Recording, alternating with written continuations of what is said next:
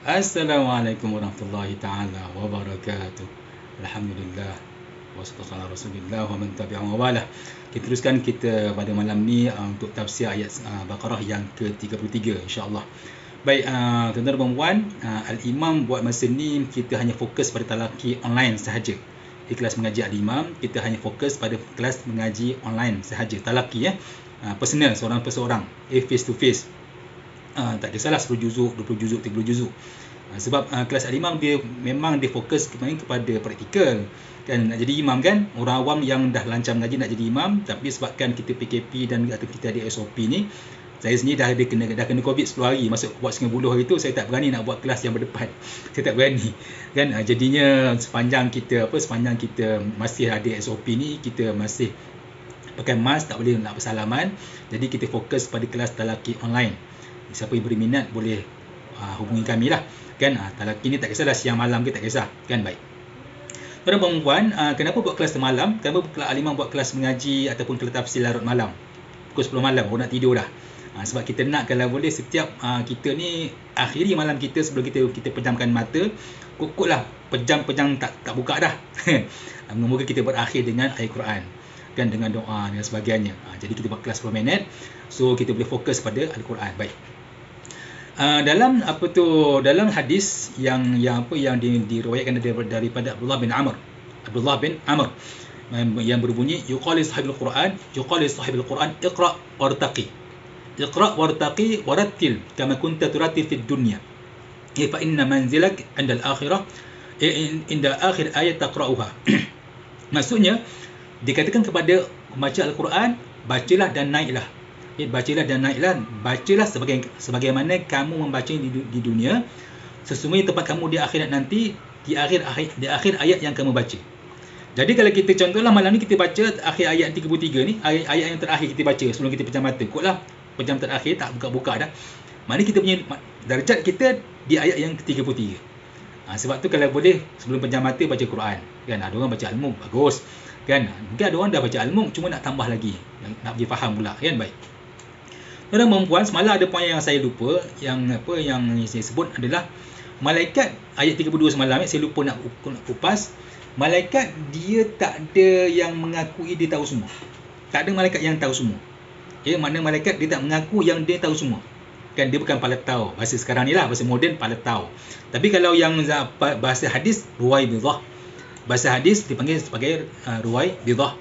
Bahasa orang moden paletau kan. Baik. Sebab tu malaikat bila Allah beritahu yang kau tak tahu apa kepada malaikat, Allah cakap kepada malaikat, wahai malaikat, engkau tak tahu apa yang aku tahu.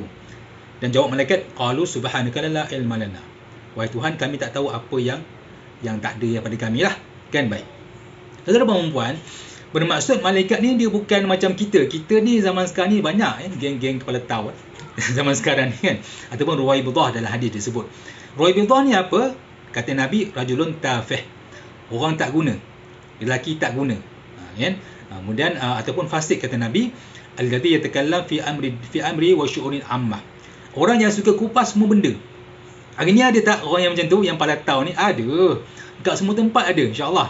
Dalam grup WhatsApp, dalam grup Telegram, dalam grup apa YouTube sebagainya, mesti ada seorang.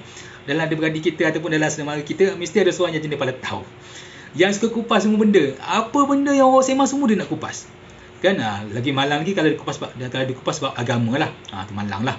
Kalau bukan bidang dia dikupas bab agama, tu malang kan. Jadi kalau boleh elakkan daripada kita ni suka mengupas benda yang bukan bidang kita. Baik, tuan-tuan dan puan, kenapa bahayanya kalau kita paletau ni kan kita kupas, insya-Allah. Baik, kita terus pada ayat yang ke-33 yang berbunyi, qala ya adamu anbihum bi asma'ihim. Bila Allah beritahu pada malaikat, aku akan cipta seorang makhluk, satu makhlifah yang daripada tanah, dan dia akan jadi khalifah di dunia kan, bernama Adam. Kemudian malaikat kata, wahai Tuhan, kenapa engkau cipta makhluk yang akan memusnahkan dunia, yang akan bergaduh, yang akan berperang sesama kita ni. Macam hari inilah kita berperang sesama kita tak, adik-beradik gunakan kawan kita bergaduh tak, dengan jiran sebagainya. Kemudian kata Allah, aku lebih tahu. Kemudian buktinya kata Allah, aku lebih tahu. Allah minta Nabi Adam, ambihum bi asma'ihim. Mana Allah beritahu pada Nabi Adam tentang ilmu-ilmu yang malaikat tak tahu kan. Falamma ambahum bi asma'ihim, Kemudian bila Nabi Adam bercerita pada malaikat tentang nama-nama yang ada yang dia tahu. Kemudian berkatalah berkatalah Nabi Adam, dia nampak malaikat Jibril, dia kata, anta Jibril. Engkau ni Jibril kan? Nampak. Kemudian dia nampak malaikat Mikail, kata Nabi Adam, anta Mikail. Engkau ni malaikat Mikail kan? Kata Nabi Adam. Dia kenal. Walaupun dia belum lagi, kata, baru menjadi nabi, baru dihidupkan. Kan? Kemudian anta Israfil, dia nampak malaikat Israfil antara yang pegang arash besar dia. Kan malaikat Israfil ni dia kata, ini Israfil kan? Kan? Baik. Kemudian malaikat Adam sebut ni apa. Itu ilmu Nabi Adam. Kan sampailah bab merpati, bab dia sebut dalam tafsir, merpati gagak pun Nabi Adam kenal. Kita hari ni orang lelaki lah, terutama contohnya orang lelaki macam saya sendiri, kalau kita pergi dapur ataupun kita pergi mall, kita pergi pasar kan, kedai runcit, berapa jenis sayur yang kita kenal. Yang biasa-biasa biar kenal lah, timun, tomato, kobis, bunga kobis, insya-Allah kita kenal. Tapi kalau lengkuas, kunyit yang hidup, kemudian halia, ramai, maaf orang lelaki ramai tak kenal kadang-kadang. Yang saya sendiri kadang keliru, kadang kita kena baru. Oh, ini lengkuas, yang ni halia, yang ni kunyit hidup. Kan? Kenapa? Sebab kita ni serba kelemahan. Kan? Sebab tu tak boleh paletau. Kan? Jangan nanti masak nasi lemak letak kunyit dalam tu. Tak sedap dah. Nasi lemak letak kunyit, orang tak halia contohnya lah. Kan? Ataupun letak lengkuas, tak pasal nasi lemak rasa lain ni tak. Kan? Baik. Kenapa? Sebab paletau. Baik. Tuan-tuan dan puan, hari ni ramai ibu ayah yang dia bangga anak dia serba tahu. Ramai. Mak ayah yang mengatakan anak dia umur 7 tahun dah pandai membaca, pandai menulis, pandai melukis sebagainya. Kan? Dia kata anak saya pandai semua, dia kata. Kan? Tapi ramai yang mak ayah yang lupa, anak dia lupa satu benda yang paling penting sebelum ilmu adalah adab. Benda paling penting sebelum ilmu adalah adab. Sebab tu malaikat tadi beradab dengan Allah. Bila Allah kata engkau tak tahu, tak ada dia kata, Allah kau main, aku ni malaikat. Tak ada. Kan? Hari ni kalau kita kata-katalah dia ni prof, ada PhD, 2-3 PhD dia buat, ada master, 2-3 master dia buat, belajar overseas berbelas tahun macam saya lah. Dia belajar di overseas berbelas tahun. Kan? Kalau orang kata engkau tak tahu apa-apa, marah muka. Kan? Merah muka ke tak? Kan kenapa? Aku tahu macam-macam aku ustaz kot. Contohnya. Kan? Tapi hari ni kadang mak ayah dia lupa anak dia walaupun pandai melukis, pandai menulis, pandai membaca, tapi kadang-kadang dia lupa ajar anak dia beradab. Kita boleh tengok berapa orang anak-anak kecil yang umur 7 tahun, 8 tahun, yang bila lalu orang tua, dia boleh diam. Dia boleh senyum. Assalamualaikum pakcik, Assalamualaikum abang. Berapa ramai yang anak begitu? Tak ramai. Ataupun jalan depan orang tua, dia tunduk sikit. Bukanlah tunduk menyembah, tidak. Tapi tunduk tanda hormat.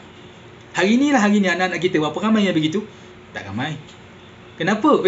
Dia kalau tanya, pandai tak melukis? Pandai. Pandai tak menulis? Pandai. Pandai mengira? Pandai mengira. Umur 7 tahun dah pandai dah. Tapi adab tak ada. Nampak? Tu bahayanya kita lebihkan ilmu, lupa adab. Malaikat tadi ada ilmu, Nabi Adam ada ilmu, tapi tetap beradab. Nabi Adam, malaikat tak tahu. Malaikat yang 1000 tahun hidup sebelum Nabi Adam, tapi Nabi Adam lebih tahu daripada malaikat. Nabi Adam tidak sombong, tidak bongkar. Walaupun tahu semua benda. Itu Nabi Adam. Sebab tu dia Nabi. Kita hari ni, saya sendiri bukan Nabi, bukan Siddiq. Siddiq ni mana orang yang hampir-hampir ke arah Nabi. Kan? Sebab tu kita ni banyak silap, banyak bongkarnya. Kenapa? Sebab kita lebih kadang-kadang pada tahu ataupun ruwaidullah kata Nabi SAW. Baik. Tuan-tuan dan puan, kenapa bahaya lagi bila kita jadi pada tahu ni? Dan hari ni cuba tengok. Ada yang kadang-kadang pilot, kadang kita tengok pilot. Bukan saya mengutuk pilot, semua tidak, cuma setengah orang. Ada yang jadi pilot tapi dia ulas sebab agama, macam dia ustaz contoh. Tapi kalau seorang ustaz kan masuk kapal terbang, dia kata saya nak bawa kapal terbang pergi haji, pergi Mekah. Agak-agak bagi tak? Ustaz ada lesen? Tak ada, saya nak bawa, saya belajar daripada YouTube. Agak-agak kita bagi tak? Mana bagi? Awak ustaz, memanglah awak ada ustaz, tapi awak hanya buka kitab, bukan buka manual kapal terbang tu. Kan ada lock yang kapal terbang tu kan ada lock, buku lock tu kan. Kalau jadi apa-apa, ni dia punya step-step dia. Kan kita belajar, siapa kalau kita tengok dalam TV sebagainya, kata bang nak landing sebagainya, dia ada buka lock tu, dia baca. Yang ni buat apa, buat gear dulu ke apa ke sebagainya. Katakanlah seorang ustaz, dia masuk ke kokpit, dia kata saya nak bawa kapal terbang pergi Mekah. Saya ni mutawif, contohnya lah. Agak-agak orang nak bagi tak? Mana orang bagi? Agak-agak lah ustaz, walaupun memanglah ustaz ada PhD, tapi ustaz PhD dalam bidang agama. Jangan mamam-mandai katakan terrempah je lagi. Tapi kalau seorang pilot yang bukan bidang agama, tak ada tauliah pun, kan, tiba-tiba nak kubah bab agama. Kata tu bid'ah, ni halal, tu haram. Agak-agak orang marah tak? Mestilah orang marah. Bukan bidang dia. Ataupun hari ni contoh, seorang doktor kesihatan contoh. Dia tak ada kelulusan agama pun. Kan? sekadar belajar YouTube, mungkin dia hadir kuliah 2-3 kuliah ataupun sebagainya, tiba-tiba nak kupas bab agama. Agak-agak jadi apa masyarakat? Hara lah. Ada tak berlaku dalam masyarakat? Ada. Tapi kalau seorang ustaz tiba-tiba dia kata masa pilih bedah, saya nak bedah orang hari ni, bagi tak? Siapa berani? Tak kisahlah Ustaz Azhar Idrus ke ataupun Ustaz Zul Bakri ke, Dr. Zul Bakri, bekas mufti wilayah, walaupun pakar bab agama, tiba-tiba dia masuk hospital bilik bedah, dia kata hari ni saya nak bedah sesekian orang. Ustaz, kenapa nak bedah ni? Tak, saya kan biasa bedah kitab, saya nak bedah orang hari ni. Siapa bagi? Siapa berani bagi? Tak ada orang berani bagi. Kenapa? Bukan bidang dia. Jadi tuan-tuan dan puan, kalau bukan bidang kita, jangan bercakap. Kalau bukan bidang kita, jangan masuk campur. Kan? Kita bukan bidang masak, kan jangan masuk dapur, kan hangit je lagi susah, kan beracun pula makanan tu susah. Kan? Kita tak pandai bawa kereta, jangan bawa kereta. Kita tak reti bawa kereta api, walaupun kita ni pandai bawa Ferrari, tak pandai bawa kereta api, jangan bawa kereta api, bukan bidang kita. Jadi kalau masing-masing bertindak dalam bidang masing-masing, aman dunia. Sebab tu tuan-tuan dan puan, tengok akhlak malaikat dan akhlak Nabi Adam. Qalu subhanaka la ilma lana. Kata malaikat, wahai Tuhan, kami tak tahu apa yang kau tidak beritahu kepada kami. Dan Nabi Adam, bila disebut dalam ayat falamma anba'ahum bi asma'ihim, Nabi Adam beritahu pada malaikat nama-nama sekian yang dia tahu tu. Tak pula disebut wahai malaikat, tengok aku beritahu pada engkau. Tak ada. Itu akhlak Nabi Adam. Betul tuan-tuan dan puan, tafsir daripada ayat ni yang boleh kita dapat adalah jangan bongkak walaupun kita tahu semua benda. Kan? Jangan bongkak, jangan palatau, jangan ruwaibidah. Baik. Jadi dah cukup 10 minit. Dan ni dah masuk 12 minit. Kita akhiri kita punya kelas ni dengan hadis tadi yang disebut yuqal li sahibil Quran iqra wartaqi. Wahai orang yang membawa Al-Quran, iqra, bacalah, wartaqi, dan naiklah. Warattil, lakukanlah. Bacalah dengan tenang. Kama kunta turatil fid dunya. Macam mana kamu baca di dunia? Fa inna manzilak, sesungguhnya darjat kamu, rumah kamu, tempat kamu, inna akhir ayat taqra'uha, mengikut akhir ayat yang kita baca sebelum kita meninggal. Jadi tuan-tuan dan puan, malam ni kita baca ayat ni. Jadi kalau kita meninggal malam ni, mana kita punya darjat di padang mahsyar adalah pada ayat ni. Kita baca sama-sama baca belagu sikit boleh Baik. Qala ya Adamu anbihum bi asma'ihim falamma anba'ahum bi asma'ihim qala alam aqul lakum inni a'lamu ghaibas samawati wal ard wa a'lamu ma tubduna wa ma kuntum taktumun. Astagfirullahal azim. So insya-Allah kotlah malam terakhir, maknanya kita punya tempat di akhirat nanti, di mahsyar nanti insya-Allah adalah pada ayat ini. Pemaaf, insya-Allah jumpa malam esok ayat yang 34 insya-Allah. Pemaaf, wabillahi taufiq. Assalamualaikum warahmatullahi taala.